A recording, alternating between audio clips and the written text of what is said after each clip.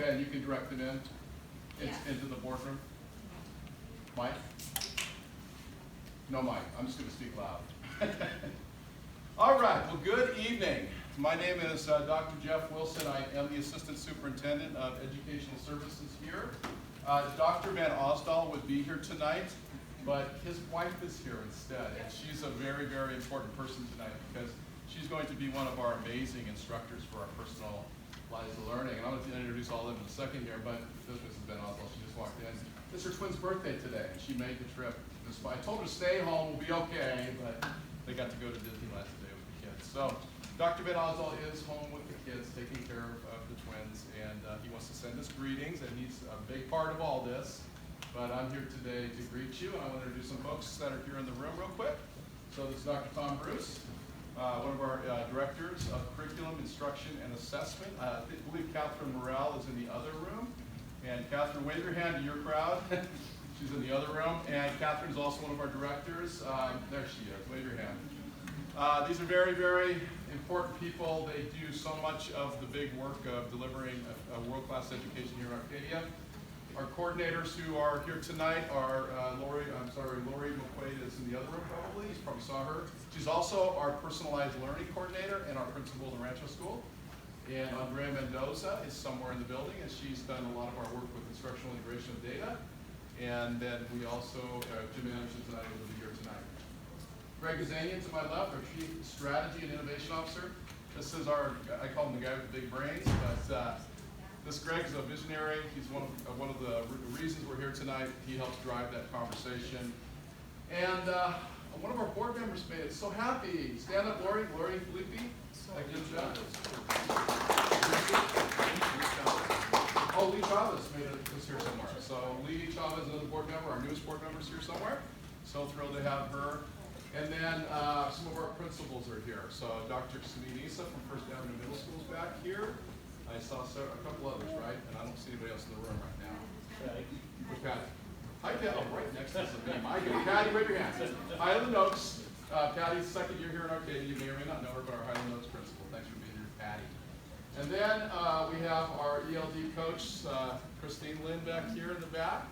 And then I want you now to meet the teachers real quick of our lab program, our lab school. And these are really amazing people. I don't know if they're all in the room right now, but first of all, Lucretia Anton right here. Jessica Van Osdal. Lori Felipa. I see Renee Costarella walking in the door right there. Another one of our teachers. Are any of the other teachers in the room right now? Raise your hand. I don't see you. They're in the other room. And so Brad Smith, one of our math gurus, is going to be the math teacher in there, formerly of Dana. Mr. Jorge Munoz, who was one of our great science teachers at Arcadia High School and also has a lot of middle school experience in science, will be teaching science along with us. Ms. Jen Meekles here somewhere. She's an amazing technology innovation coach who's also spent a lot of time teaching math and science. And who am I missing again? What? Lucretia. Oh, Jessica Green. So Jessica Green, one of our great English teachers, formerly also Dana, who's also in the building tonight. And so that's the staff that will be greeting you this evening. So we're ready to go. We've got to get rolling here. Dr. Bruce and I are just going to kind of share the presentation, go back and forth. He'll jump in. I'll jump in on him. But we're here tonight to talk about personalized learning. And I'm so excited because you're excited. You guys care about personalized learning, and that is a huge piece for us. So thank you so much for being here. We hope you get your questions answered tonight. So we're here to talk about a new program called the Rancho Lab School. The Rancho Lab School, the whole purpose of the Rancho Lab School is to enable all of our children to reach their full potential. And we think your children are doing a great job right now. But we also believe there's more that we can do together. And I just want to start with this quote because I think it's a great quote to talk about where we are in education today. So there's an idea that school districts and schools can sort of fix school to be more like society, right? We can make little changes. We can add charter schools. We can add magnet programs. We can bring in a coding program from the outside. And we can tweak the old model of school. But we in Arcadia just don't believe that's true anymore. Because if you think about what's happening out there in society right now and how things are being made and how products are being delivered and how services are being delivered, there's been no tweaking, right? Business doesn't tweak. Business evolves. And in education, we've been tweaking education for a long time, but I think the quote nails it. No amount of tweaking or modifying in this current industrial era paradigm will fulfill the vision of our children learning and thriving at their full potential. So what is the Ranch? This is the vision, the mission. We're affectionately calling this program the Ranch. The Rancho Lab School is to enable our children to reach their full potential. And so what our values are about, which match our district values, is creating a strong, connected community.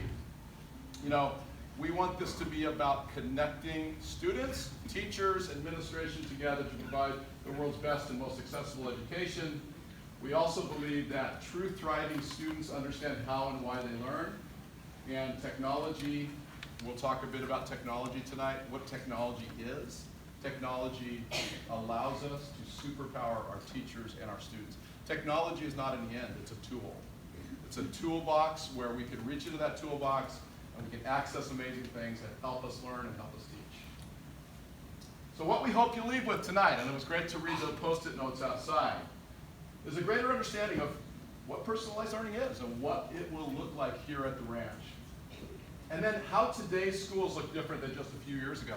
How many of you have been in one of our classrooms at maybe one of our elementaries or middle schools and seen the difference in the way the classrooms look these days? Anybody? Has anybody noticed anything like that? Any PTA folks in here? If you haven't, we would really want to allow you to see that at some point. But many of our classrooms are beginning to look more like that picture right there, where students have flexible seating options that they can choose to learn where they fit best. And then we also want you to leave tonight knowing what the learning platform would mean for your students' learning and what the timeline is for our district-wide implementation. So those are kind of our objectives for the evening. And Dr. Bruce, anytime you want to jump in, you can do it. All right. So why personalized learning? We can't talk about the what or the how without talking about why we're even here tonight. Why personalized learning? So I'd like to pause for just a second. And maybe a couple of you can raise your hand and, talk, and maybe shout out or talk about why you're interested in personalized learning. We saw some interesting comments out there, but maybe just a couple of comments. Why are you here tonight? Why are you interested in personalized learning? A couple of brave souls, maybe even a kid. I saw that hand almost go up. There's a microphone. what would you like to say? Why personalized learning? Actually, when I first heard of it, I thought it meant something about something that I might.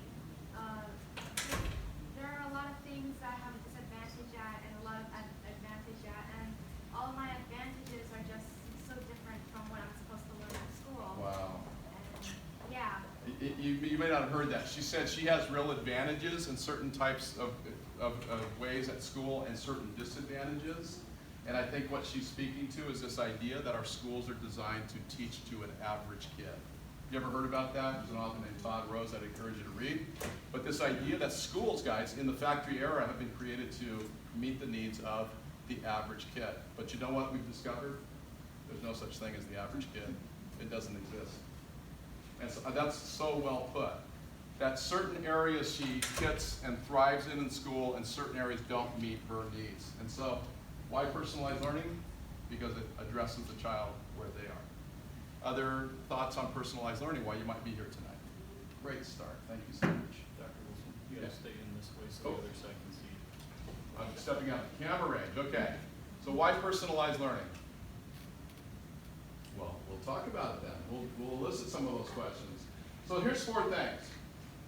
First, we live in a world of choice and options. I mean, as I think, when I was young, I don't want to go there, but as I've grown up, I was talking to these guys the other day. When I was a kid and I wanted to watch The Wizard of Oz, or I wanted to watch the movie West Side Story, you know that it came on TV once a year? Each of those movies. And we always knew, like in a certain month, West Side Story is going to come on, or Holiday Inn, or White Christmas, or any of those movies that I grew up as a kid really enjoying. I could not go online and find that movie and play it whenever I wanted to. In fact, I couldn't even get a disc of the movie and put it in my disc player because it didn't exist. I had to wait till CBS, NBC, or ABC, and oh, by the way, those were the choices I had, put that movie on once a year. I didn't have much choice, much options in the way of media back then. There was no choice of what I wanted to do with my time. I could read or I could watch TV. There wasn't a whole lot of choice.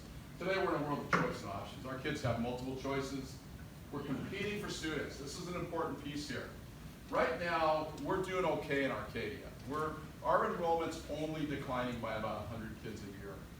But every one of those 100 kids we lose each year represents about $10,000 per kid. So you do the math on that real quick, we're losing a lot of money, right? Districts around us are losing kids at such a rapid rate that they're having to establish new programs. Just 2 districts over, you might have heard, they started what's called CalArts program. That is an attempt to help boost their enrollment. And it's worked in the short term, but it's not a long-term fix. The problem is we're a declining enrollment state, we're a declining enrollment area, and we have to do something because you know why enrollment's really declining? It's because people are out looking for other options.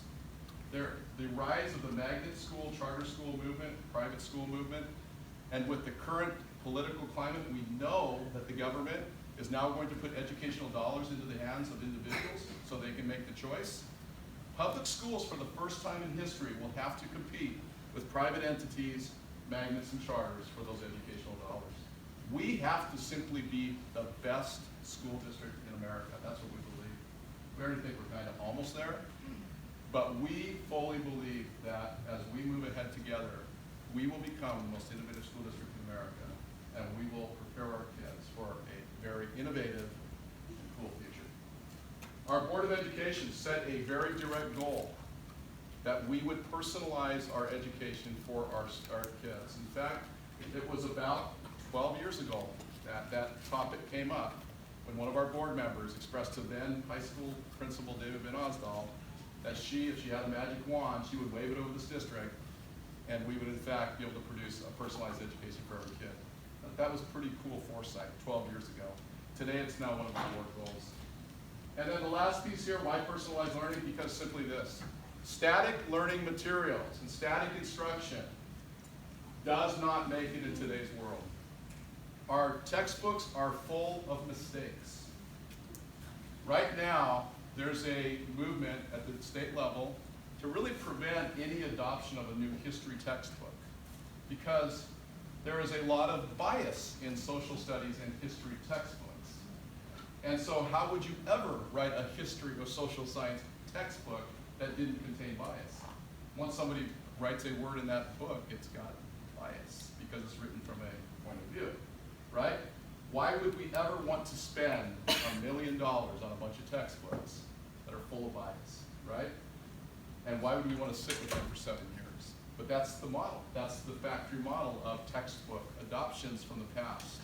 We're never going to do that again because we believe in an innovative and growth mindset approach to curriculum instruction and assessment. And so this is why personalized learning. Real quickly, we have a model for rolling out personalized learning. Your kids all have Chromebooks, right? And they do a pretty darn good job with them. We've been amazed at how responsible your kids have been taking their Chromebooks home with them, using them, charging them, having them ready for class every day. So we have a really wonderful model for how innovation rolls out. We have teachers who all over the school district are every day differentiating instruction and using theories of universal design. We have teachers all over our school district right now who use open sources. Did you know one of the great things President Obama did as a president was to take educational dollars and reward certain states for developing high-quality open educational resources. One of those models was New York State, Engage New York. You may be familiar with that. But Engage New York, President Obama sent a lot of money to New York, and they took the great professional educators of New York, and they developed a fully articulated, comprehensive K-12 curriculum. It's now available for free to anyone, anywhere, anytime. And 4 or 5 states did a really great job with that. Georgia, Louisiana are a couple other examples of that. We have open resources that are as good or better than any textbook that's on the market. We have teachers who are doing cross-curricular projects. What that means is looking at a topic or a project and talking about it in math, science, history, and English. Dr. Wilson, Yeah, I'll jump in. So again, my name's Dr. Bruce. Great to have you. Thanks for coming tonight. Really quick on this. This one here, if you look at this is Mr. Mark Gould at First Avenue. And then you have Bangara, another teacher, ELA teacher at First Avenue. She teaches English language arts. He teaches science. Nowhere in our textbooks do they help teachers teach those two things together. It's not normal. These two teachers, with the support of their great principal in the back of the room, they have time and energy and great resources online that are free to do this kind of work. And it's not static, as he was talking about before. It's not a textbook that you go back to page 33 every time, right? Every year.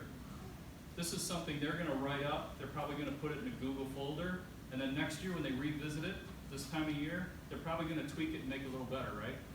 And next year, they do this again, they'll probably tweak it and make it even better yet. So the idea is this is not static, this is innovative work, and it's outstanding work that's actually real to the students. It's not just ditto sheets, right? And then, one of the pieces we'll talk about just a little bit tonight is this expanded idea of optimal spaces for learning. So one of the things here at the new Rancho Lab School that will be featured is very different classroom furniture and a very different classroom environment. And I can't wait till it all comes together. And the kids that step in that classroom on day one are going to be blown away. Because it's going to represent the very best in research right now, current research on how students learn best. Because our challenge is to develop metrics that help us assess how students learn and where they learn best. And so we're going to be really excited for what's going to come from this as the kids step into the I classroom. want to stop you there too. Dr. Wilson and I were in an airport the other day. Yes, We're sitting there by a Wahlberg's, Mark Wahlberg has his hamburger place, right? And a Starbucks, and a Chipotle or something. Yep. And the seating, we're sitting there talking, we're sitting at a round table with a little module in the middle to plug in your phone or to plug in an outlet, right? And I'm saying, Wilson, take a look around. Take a look at how everybody's seated. We're at these round tables. Over by the window, there's a high top counter. There's probably 4 or 5 people sitting there. Over on the side, there's kind of like this S-turn couch and a couple of people sitting there. There's people in low chairs, people in high chairs. We do this every day. Go to your next hotel you're in, next motel you're in, restaurant. Take a look around and see, where do you choose to sit to eat your meal? Your kids are the same way. Where do they choose to work with other students? Where do they choose to sit to work by themselves and reflect? Where do they choose to work? Because even in elementary school, back before we were doing these things, the kids would come out and say, can we work on the floor? I'm like, yeah, sure, go ahead. We work under the desk. Knock yourself out. Right? That was a big deal. So in a lot of our classrooms now, you see all kinds of flexible seating because students have to know, how do they learn best? Where do they learn best? Right? And again, as a kid, and I know coaches would be shocked at this, but I was a very bad little boy at school.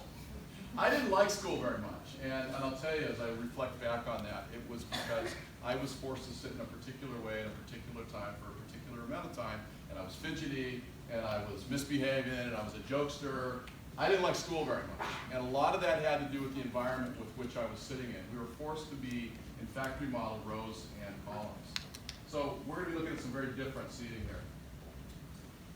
Also investing in student voice and student agency. And how many of you have heard the term agency with regards to students?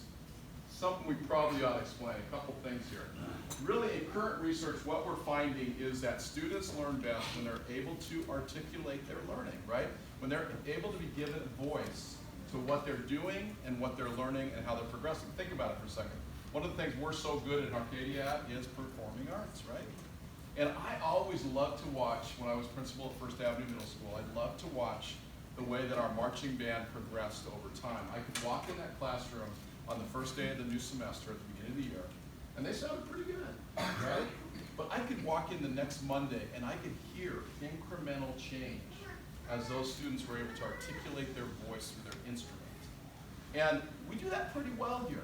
And we find that's also true in the regular traditional content areas. As students are able to articulate what they're learning in their content areas, just like we as adults do, they're able to learn at a much higher level. So part of this is really allowing our students to have voice, and the agency idea is this idea that they're agents of their own learning. They can make the choice for how they learn, when they learn, and what they learn. So these terms are very important for you to know. You'll be hearing a lot more about them. I also want you to notice, hearing them out of the camera a little bit, that thing is pointed right there. I'm standing over by you. So I also heard that, I want you to know that, you notice these students are in circles. Students in the classroom, how many of you have been in a circle in the last couple weeks or months? Right? Thumbs up, thumbs down, or thumbs sideways. How do you like it? All thumbs up. Some sideways. There are? Oh, I see down the back. What? I think you changed your vote. Anyway, the idea is the students get a chance to hear how their peers are doing. That they're not the only ones struggling with this math or that writing piece or whatever it may be. They get to hear each other talk, and what that does is it builds community. So when and if you're part of this all-school piece, this lab school at Rancho, community is going to be a big piece of this. So one of our worries was, well, how are kids going to feel about leaving the Hills or leaving Dana or leaving First Avenue? They already are part of a school. So that's a little worrisome for us, because Jeff and I both are real big on connection to school. He did his dissertation on it.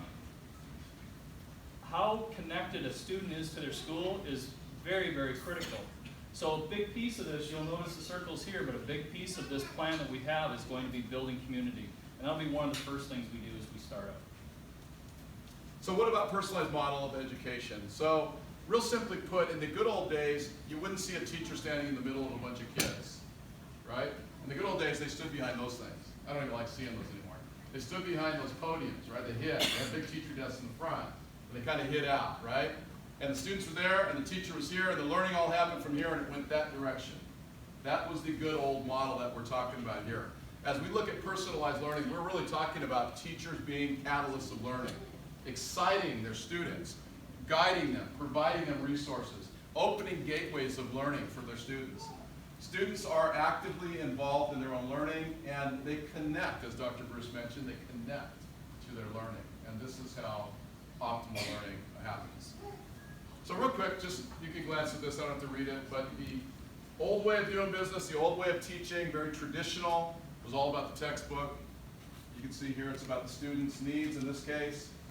It used to be about the teacher, now it's about the kid. And then in the good old days, education in the factory model was to do what? Prepare students for a factory. Can I ask a question then? Yeah. So back in the good old days, as he said, it was about preparing our students to work in a factory type setting. Where would you guys love to have your students work? What kind of company would you love to have your students work in a few years? Name some company names. Google. That's it? They're going to take over the world, so why not, right? But that's the kind of thing we're talking about. We're looking at startups and how startups operate. We're working with startups and how startups work. We're looking at their seeding, how they feed their people, how they work with their people, how they educate their people. These are the companies that are driving the world right now. So why are we looking back 100 years? We should be looking ahead, right? This is what you'll see tonight. So here's a photo of a school called the Alt School. This is in New York City, and I actually got to stand in that room one time and see those kids just like that. That's not a staged photo. That's how the kids learn in this particular place. And you see a lot going on there. What are some of the things you see in that room? Yeah. There are many places they can sit at. Many places they can sit, yeah. It's colorful. It's very colorful, engaging, isn't it? Yeah. The kids sitting in good positions. Kids are sitting in what position?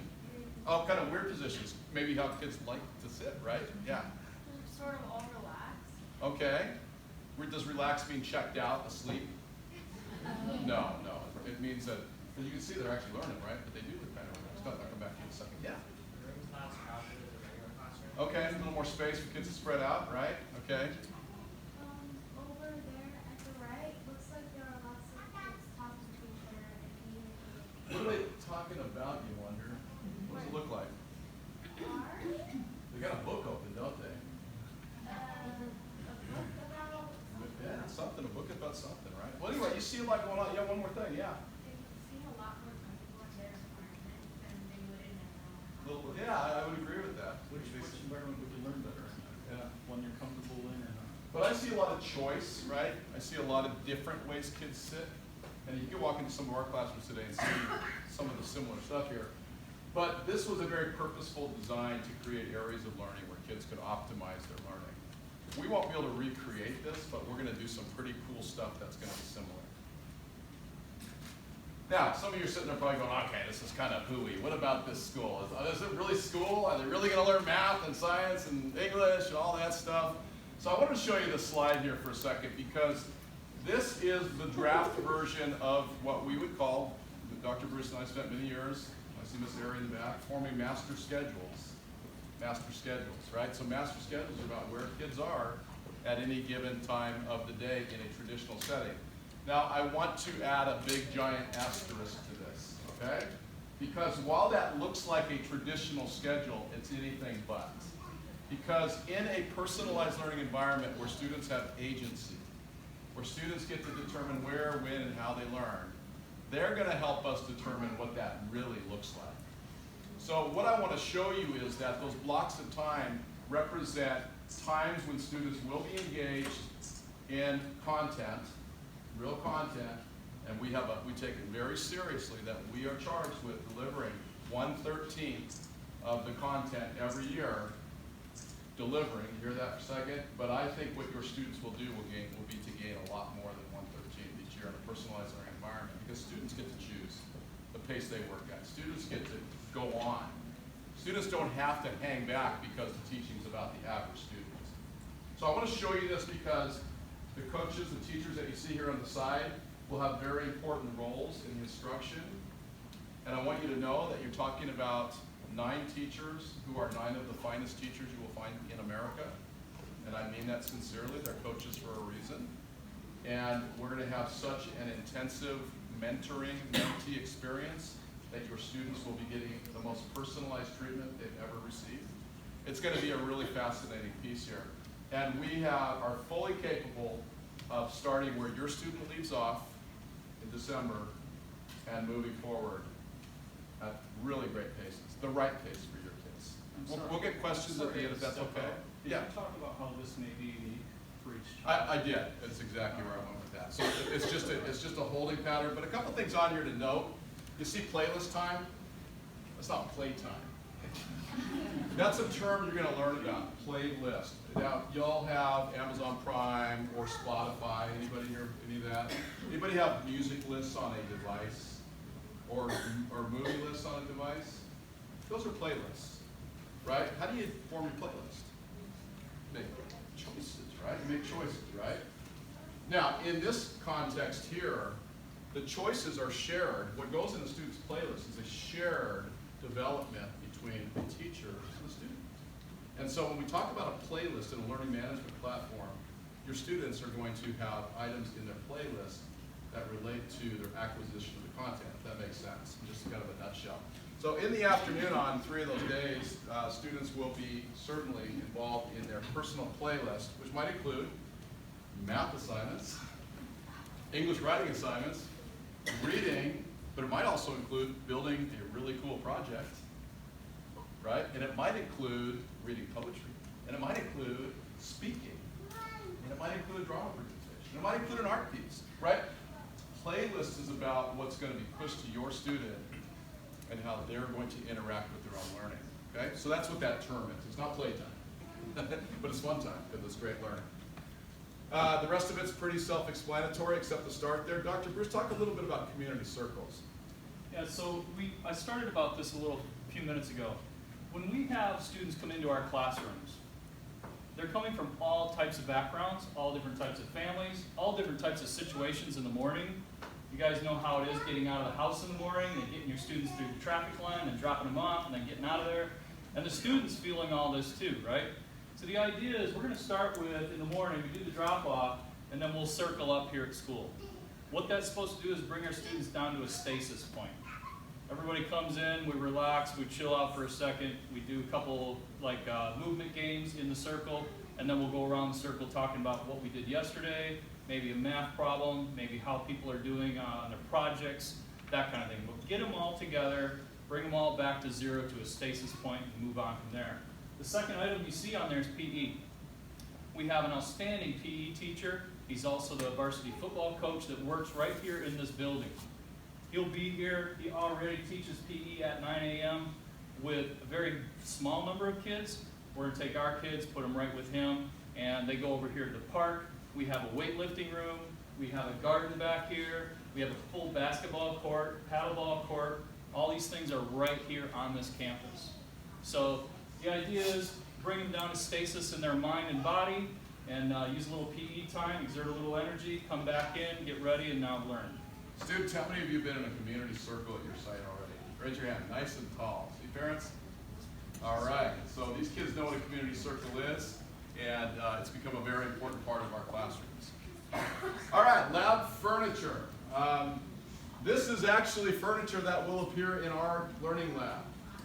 Just today, I ordered those whiteboard tables. Those are tables with whiteboard material on top, where students are going to get to write on their desk and work out problems right there on their desk. These are rolling whiteboards up here where we can work in small groups with kids and have them demonstrate their work right there in live time and get feedback immediately. What's amazing about personalized learning, when I went to look at this school called Alt School, I thought, man, I'm going to go find a bunch of kids staring at a computer, right, all day. That's all they're going to do. These kids are either going to be bugged out and they're going to be sweating, and that's all they're going to be doing. And what I found was exactly the opposite. I found kids doing school. Kids doing school. Kids doing work. Kids writing. Kids communicating about their learning. And it was just phenomenal. And what I found was because of that learning platform, it freed up more time for the student and the teacher to interact with one another. I want to stop you. Yep. These whiteboards over here, we already have a few of those, and I'm really excited about these because it creates flexible areas for students to sit and meet, whether it's a small group or a group of 8 or whatever. One of the things I go back to with this is the AVID program. You may have heard of the AVID program. It's national, very effective program because it really just uses really great instructional strategies. Everybody's using the same vocabulary. It's very actually cohesive for students. If your students in an AVID program, each week they have to meet with their small group of peers and use a whiteboard like this and go through one thing that's bothering them or having an issue in their academics. And they have to go through this format. And their peers are sitting there listening to them, giving them feedback. That's one of the most effective instructional strategies there are in education. It's not just an AVID. AVID picked it up because it's so effective. So having these whiteboards like this, or even the tables that are whiteboards, your students will be able to sit there with other students and converse and have collaboration and reflect with their peers with the guidance of an outstanding instructor to get down to the bottom of what they really need to know and add depth to that learning. So, we're kind of getting near the end here, but I'm going to run through some slides quickly here in a second. But here are sort of some upcoming events and timelines. First of all, tonight is the invite meeting. We invited you all here, and I think it's been pretty much communicated to you that we will be accepting about 30 to 35 kids. We know that about 105 kids, actually, I'll get out of the way, 105 kids actually probably applied for this program. So it's going to be a very competitive piece to it. But we also want you guys to know that should your child not be selected for this program at this time, the good news is starting next fall, we're going to begin to scale this out to our campuses that are out there. And at a very soon time in your child's future, they're going to be accessing personalized learning in a very similar way. So as we move off of tonight, we do have a student application, and we're going to be sending you guys this whole presentation, by the way. It'll be available to you. We'll be sending you a link to the application. So one of the first tests for you is it's not a paper application. It's a Google form. There are, I think, 19 questions, but only, I think, 5 of them require you to write a narrative. The rest of the questions are either multiple choice or Likert scale questions. So it doesn't take that much time, but I would encourage you to put some thought into that as you go through that application process. So that will be available tonight. Jeff, we interrupt? Yeah, jump in. We were going to hand these out tonight and have them on the round tables out there for you, and we forgot. So we have a bunch of these out on the round tables when you leave tonight. I have a few here. There'll be people out there handing them out as well.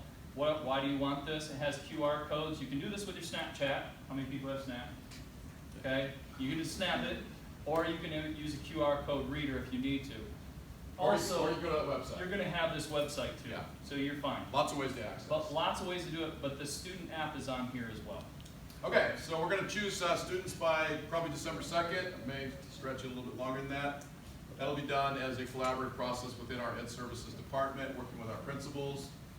We're going to have, for those chosen, a parent-student orientation on December 12th. Don't let that be a hindrance if you're out of town or something like that, but we will certainly want to get that information to you if you're chosen. The school will actually open January 8th for the second semester of this year. We're going to tentatively have a back-to-school night where your students are going to be able to show you what they're doing in a very real way. It'll be exciting. So those are some dates to kind of pay attention to.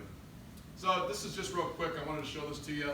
We have a plan here in the school district to roll this platform out in a 3.5-year period to basically 100% of our grades 3 through 8. Okay, we can talk about it at another time, why I didn't tell you high school and why I didn't tell you TK2. What we believe is going to happen, first of all, well, let me start with this. We believe in the Hippocratic Oath of Education, which is first, do no harm. So we're not going to do anything to harm our kids.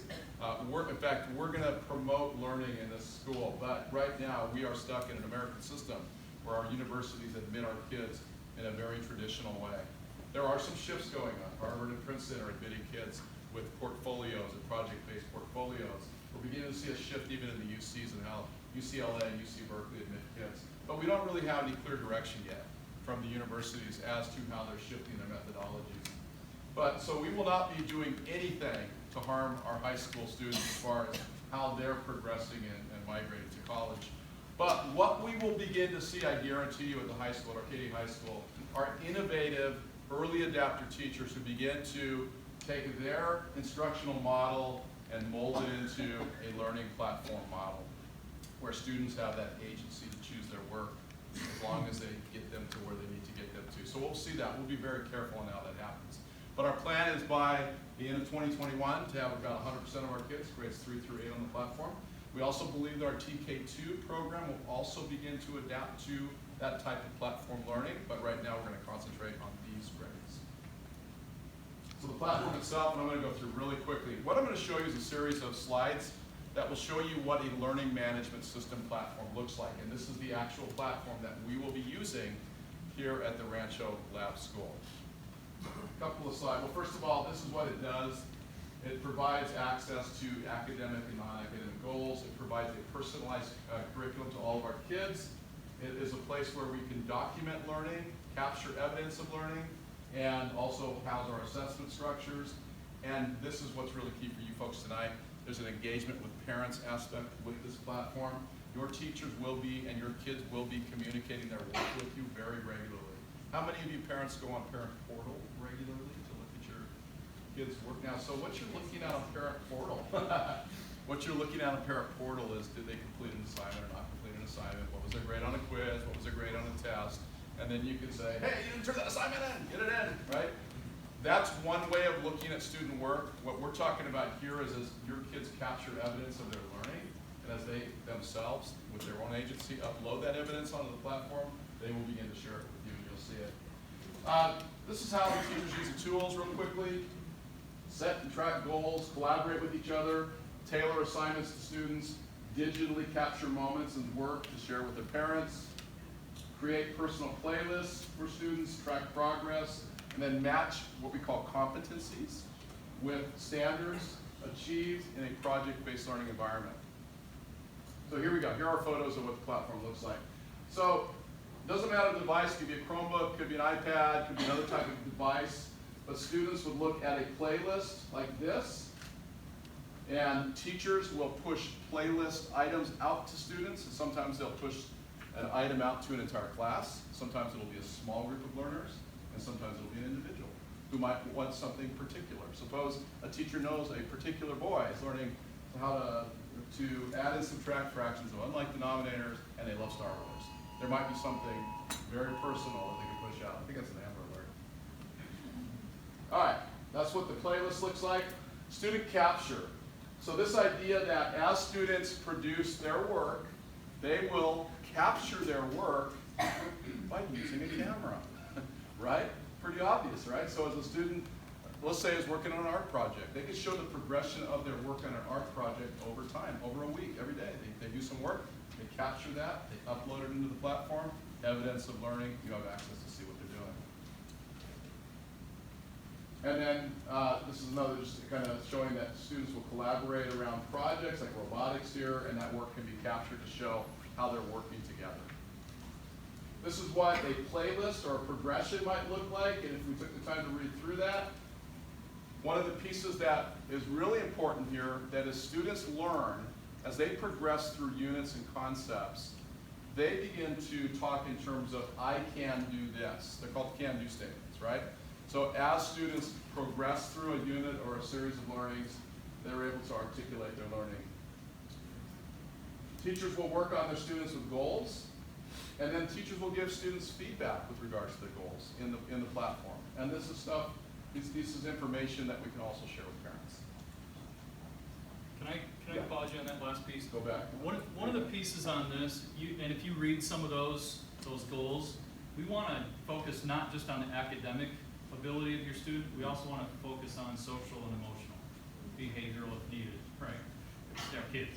But we want to make sure we're doing the whole child, taking care of the whole child, not just their academic needs. So as we start this, how I see it anyway is we would work with you and your student and the teacher, come up with what are some great goals for your student. And then you'll see their progress, and as you notice on some of these, the teacher has little notes on there they'll send out to you so you kind of see what did they do today on that goal. Right? So constantly working on student goals as well. This is just an example of an activity description and the share piece. So literally a parent can see what that activity was by looking at their screen. Okay, you want anything? Good. So we're kind of at the transition time. It used to be about old habits in education. It used to be about a way of teaching, a way of setting up a classroom. It used to be about teachers being the deliverers of content, masters of content. But I know that every one of your kids now has the ability to research the very best on the planet through devices that we provide them, through devices you provide them. And so the challenge now is it's about breaking those old habits, not just with kids, but also with us in education, to begin to address students where they are. So you may be asking, why am I here tonight? Why was I invited to this event? Why am I so special, right? And so I will tell you why you're so special. We reached out to your principals and to your staffs at your sites, and we asked a very simple question. Help us identify the kids who would most benefit from a personalized learning experience. And so that opened up a really neat conversation about who are those kids. And these themes emerged from that discussion. Some of you were identified by your teachers or by your principal, your assistant principal, your counselor, as having an ability and potential to be a highly creative learner. You look at things from a very creative lens.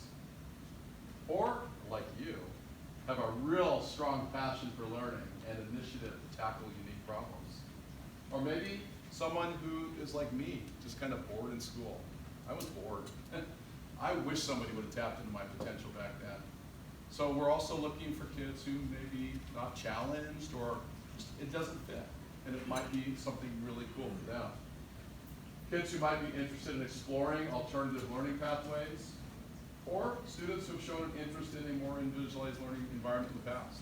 So this really was the criteria for how we invited you folks here tonight. You should pat yourself on the back, kids, because you really stood out with your principals, with your teachers, with your counselors, with your staff as individuals who could most benefit from an environment like this. Congratulations. So you kind of met your faculty. There they are again. If you want to follow any of them on Twitter, you can see their handles right there. The video that was playing on the TV out there, if I were to click right now on that green faculty button, it would play. We'll send it to you in a link in another way. But you'll have a chance to get to know who the faculty are. They do a little talk about their background, what their passion is, and how they believe about personalized education. But you are looking at, right here, 8 people, and we don't have a PE teacher on there, unfortunately, but 8 of the finest teachers in the state of California. And I mean that sincerely. They're coaches for a reason. And you guys will be mighty lucky if you're chosen to be part of this, to be with these teachers here. So just some links and resources when we send this out to you. Again, the student application will be on there. I don't know if you know this, but on our AUSD website, we have a personalized learning page. If you haven't been there, I would really encourage you to go onto the website, AUSD, our site, AUSD.net. On the left-hand column near the bottom, it's personalized learning. Click on that. It's going to open you up to a whole lot of resources. Mr. Ferran, that's also where the videos are housed, I believe, that you do with Dr. Van Osdal. Yeah, we have myself, and all others. the videos there, and we'll put this video there as well. Okay, so yeah. we're at the AUSD Personalized Learning page on the website, left-hand column. You'll find this presentation. You'll find a lot of other really cool stuff there. And then also I've included a couple videos in this that you can access. One's about the platform. This one I actually added on here. It's really a longer video. It's about 12 minutes long, but it really does an outstanding job of looking at what personalized learning looks like in practice. It's put out by Ed Weekly, which is a really respectable publication. So there's some resources for you there. We have reached the end, and I think We didn't start with our video. Yeah. Do you want to show the video first? you know what? and I do think Q&A? we should. Dr. Bruce, well done. I got helpers. I just jumped right. I'm so excited. Now we can do questions and answers after this short video. Okay, it's right there on the screen, isn't it?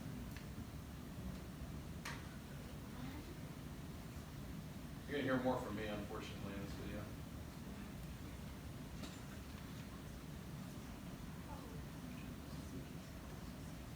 Look around this country right now. Did you guys see this? How many of you saw this? We're about to change. Let's not watch this then. Very positive way. We weren't sure if this got out to you guys in time. So how many of you saw the video?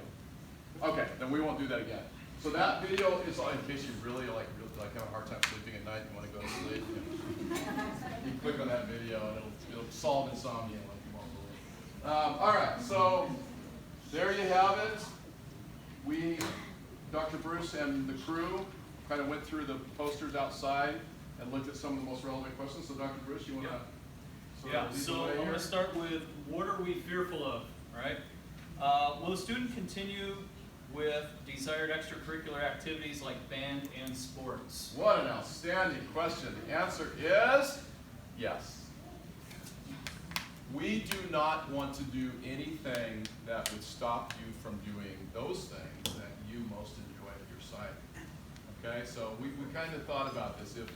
If we ask a bunch of kids to come over here during a large part of their day, why would they want to give up the First Avenue Marching Band? Why would they want to give up the Dana Orchestra, right? Or anything like that. Are you Dana Orchestra? All right, nice. So we have committed ourselves to providing a way for your student to continue to participate in those activities that we believe really connect them to their sites. You may be saying, well, how are you going to do that?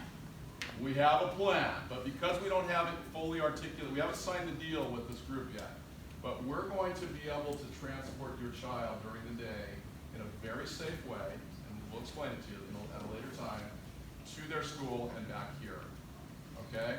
And even in a way that we'll be tracking their progress all along the way. It's very exciting, and I'll share it with the folks that are chosen another time if you want to catch me on the side, but we're working with a company who's a bonded company who is dedicated to transporting students in personalized ways. So we'll be looking at small groups of students and getting them to and fro around our district. So we don't want our kids in this program to be completely disconnected from their home school. We want you guys to still have your friends, still have your cool activities that you do. Play basketball, run track, whatever that would be, we want you guys to be involved, okay? So that you'll see there'll be a piece on the application about that as you fill it out, okay? Will students graduate with the rest of the students in their regular middle school? My answer to that is pretty simple. A, we don't have a middle school graduation. Let's just start with that. We have kind of middle school promotionals, right? And so you don't graduate from middle school.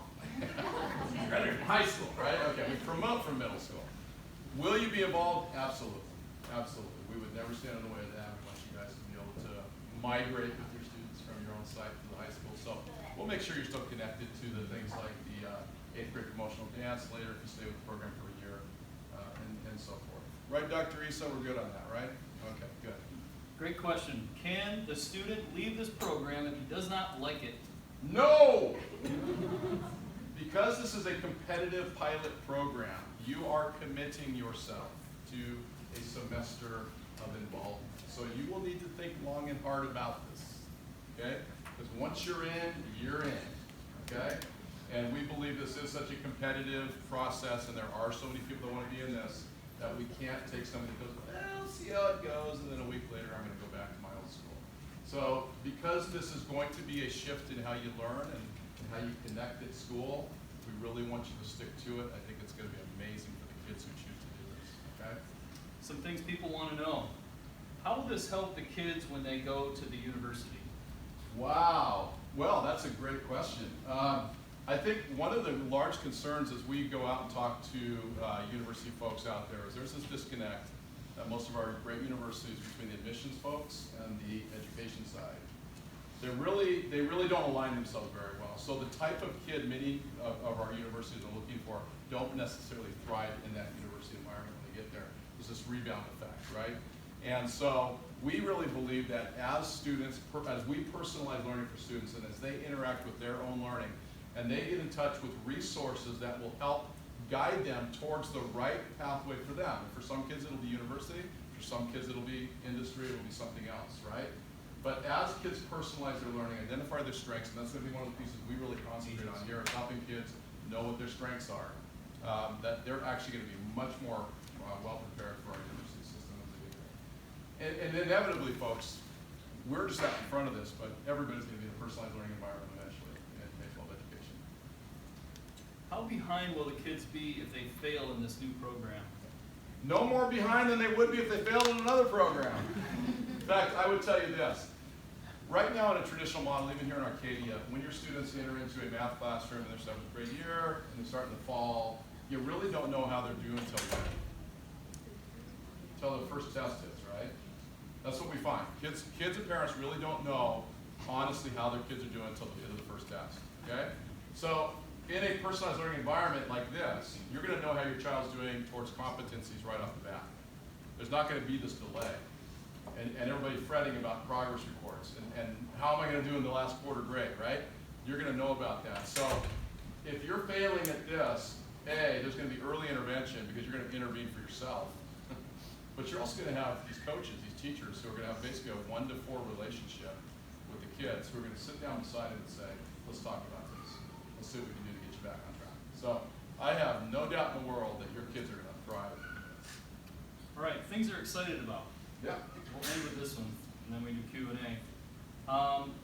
One student is really excited about the different and interesting way of learning. Okay. That's Right on. awesome. One says being the first to try out a new program. I was excited to see that. That we like to see that. And then the last one, something that excites me about this opportunity is the flexible learning systems. Right. Kids are on it. Kids know what they want. So do we have a little time? We have a couple minutes. Yep. Now, the other piece I want to say is we're going to stick around. The coaches are here. We're all going to be kind of standing around. You're welcome to come up and talk to us, ask us questions. If they don't know the answer to something, or I don't know the answer to something, we'll try to direct you to the person who might, or we'll tell you, we'll research it and get back to you on that. Sound good? So are there a couple of questions that we could field right now? So way in the back. First of all, very interesting and exciting stuff.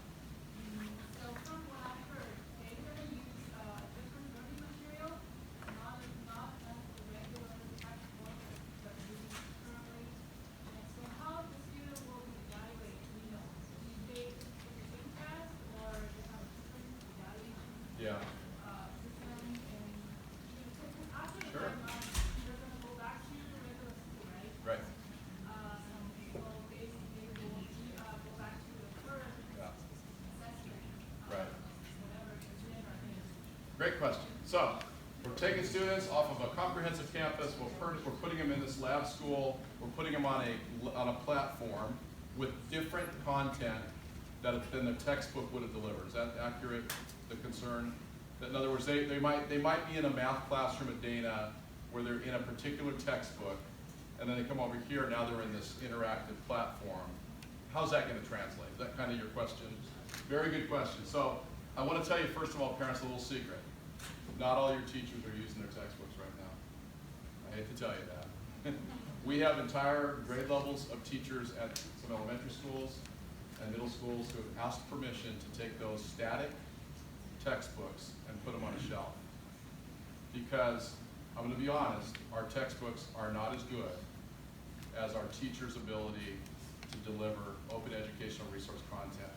What it's really about, and this is the really important shift here, we are now about delivering standards-based education through instructional framework, okay? For-profit companies like Pearson and Houghton Mifflin have produced static materials that are really nothing more than repackaged old materials. They put it in a book, they slap Common Core on the front of the book, and they fool us with it, okay? It's really not Common Core material. It's really not in-depth learning. They've just taken stuff and gathered it. So what I'm here to tell you is the content that will be given, that will be provided to your child, will be standards-based, aligned with the California academic standards and the California framework, and will be designed to not only deliver 1/13 of an education to your child each year, but will be allowing them to, at their pace, move well beyond that. The content will be of highest quality. It'll be vetted through many different ways, and I can promise you it'll be better than what they're getting in any textbook. Okay? A couple more questions, sir. So this is a pilot program. It sounds like there's 8 teachers and 30 students. Yep. Is that ratio jiving down? I knew somebody asked that tough question. So here's the, Repeat his question. yeah, oh yeah. So for everybody in the other room. So the question is, it's a pilot program. We got these 8 teachers. We got like 35 kids. That's not really like life, right? When your kids are sitting in classrooms right now in a 33 or 35 to 1 environment. It's a great, great question.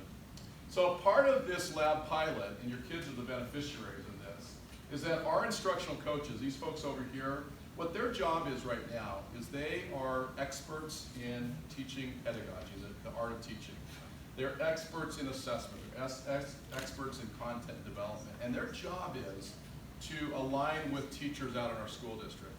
So they go out and they have people in what we call Elevate program. They have teachers who are their Elevate mentees. They meet with them, they talk about projects. They work cross-collaboratively with other teachers in the district. So their job really is to help our instructional staff move forward. So in this context, because we are trying to make them experts in personalized learning and experts in this platform, so they are doing lots of study right now. They go and they've been meeting with the experts in the field. They're going to become experts doing this.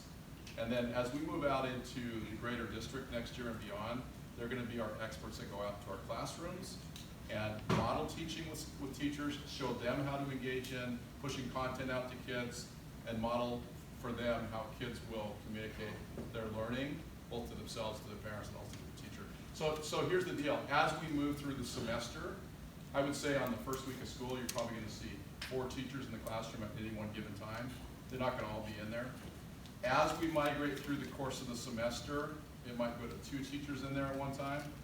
And then as we move into the spring, the goal for us is to get to where there will only be 1 teacher in there at a given time with all the kids, but they're all going to be involved.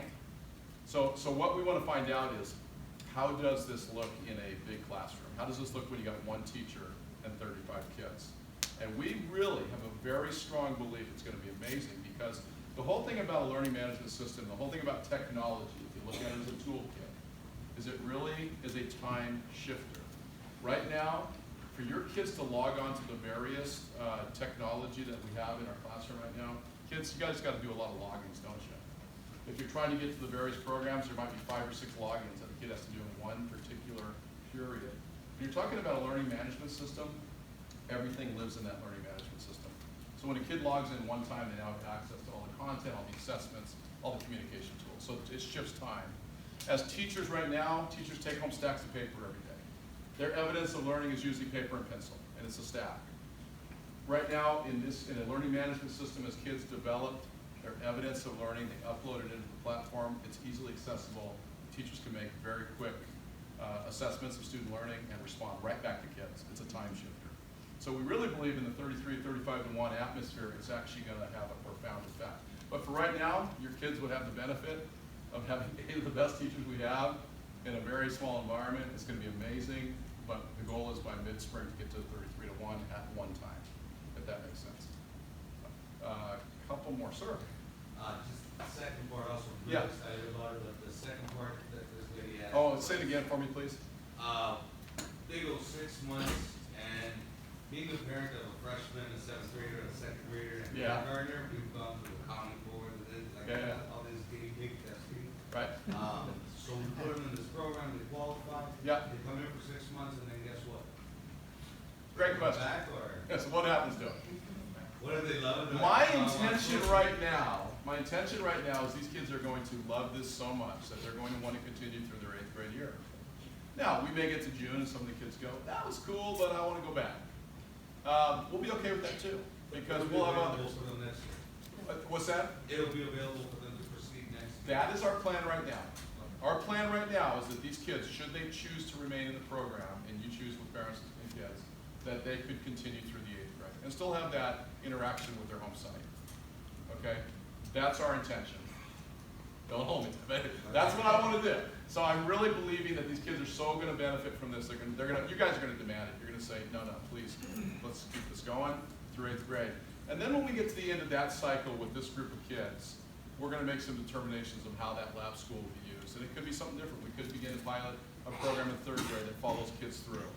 But the goal is, again, within 3.5 years to have this fully implemented out there. Yes? So say we have things like web or TA or clubs where it's more time sensitive and signups are like in January or something. How would we, if we came back to that same school, how could we make sure that we're still in the same place and we're not disincluded there? Well, like if you came back in the fall to the school. So that would be conversations I think you'd have with, let's say you were assigned to Miss Coscarella. Oh, I'm sorry, very good. So her concern was, let's say kids are involved in web, ASB, some other activity, and they go through the lab school here for the spring, and then they go back to their site in the fall. Now, how could they be assured that they'd be where they were before, right, or in the same programs? That would be a conversation I would anticipate you would have with your teacher mentor, who would facilitate that conversation with the principals, right? So what I would say to you is, you might decide you want to do something different. You might decide you want to go back to something like that. That would be a really interesting conversation you'd have with your mentor. And I think we'll just take a couple more. We're pretty late here. Yes, So, sir? I'm gonna relate to a personal experience and then you can share Sure. how you think this might affect it. But I was forced unwillingly to participate in a lot of parts of school that I didn't enjoy at the time. As I entered college, as I entered the workforce, those things that I was exposed to and pushed into, sometimes begrudgingly, became things that really helped me in my future and work. Yeah. And helped me thrive because I had exposure to it. In an individualized plan, if my son or my daughter chooses that she doesn't like art or she doesn't like science, how is she still given that kind of forced exposure to those experiences? Okay, so if I can Maybe I summarize. shouldn't use forced. but- Right, well, let me summarize as best I can for the folks in the other room. So the question is this, tell me if I'm right, is this a situation where kids simply just make all their own choices, and because of that, they might miss out on a whole child education? Because they may not get exposed to something that they don't know that they might like, right? Is that accurate? And I would say that that experience was more than just exposure, Yeah. but it was like, you were engaged. Right. So we have a philosophy in Arcadia, and you can see it play out right now in our middle schools and high school, which is we really believe in helping kids identify what their strengths are as they move into their adolescent time. We really believe in the whole child approach to education. So as our students enter middle school, we do a lot to try to involve them in things like an introductory band, orchestra, or performing arts, right? Or get them on stage speaking, or get them involved using their hands in project-based learning. As they migrate to 7th grade, kids begin to sort of start to self-identify what their talents and interests are, and therefore they have electives, right, where they can choose to pursue stuff they're interested in. And then the philosophy goes that as they move into 8th grade, now they're zeroing in on what they're skilled at, where their talent lies, where their interest lies. That preps them for high school, where it's pure, right? They get to make all the pure choices they want. They can pursue CTE pathways, or they can pursue particular electives. They can decide, I don't want to be that aggressive with math, or I want to take AT courses. So as we grow kids through those developmental phases, we want to get them to a point where they're making those informed choices. That's not going to change here, because this is a strengths-based program. This is also based, and I'll jump in here, Tom, if you want, on Leader and Me, the character education program that we're pursuing, which Leader and Me is about the 7 habits of highly effective people or highly effective teams. Once again, it's strengths-based. It's helping our kids identify what they're good at, and then supercharging them so they can pursue it, if that makes sense. Can I jump in? Yeah. One of the other things I'd like to mention is the teachers will still be in control of those lesson plans and how those students learn that standard, right? So 7th grader has 7th grade standards in history, 7th grade standards in science. They have to show that they can get that standard. The teacher's gonna sit there and say, well, I really know you love drawing. Why don't you just draw me what a molecule looks like? And you love writing. Why don't you write about what a molecule, how it's built? Well, they're not gonna get to draw every single time. The teacher may say, well, you can do one drawing, but I also need this, this, this, and this, right? And you're gonna have to do a diagram, because you have to know how to diagram, but I need this type of writing to Or build them up. So you're gonna push them, and they have to be well-rounded, right? And I think that's what your fear is maybe not a fear. The idea is, if they're only doing what they want to do or like to do, all of a sudden they turn into a Montessori. That's not what we want, right? We want them Not to knock Montessori, but we want that's them, very true. We want them to be able to do a lot of different things and respond in a lot of different ways. Yep. Okay, great question, yeah. We'll take one more, and then if you have additional questions, you can pause afterwards, and so we'll hear from you. We are different. Yeah. How is the pilot program being funded and going forward? What is the plan for the funding source?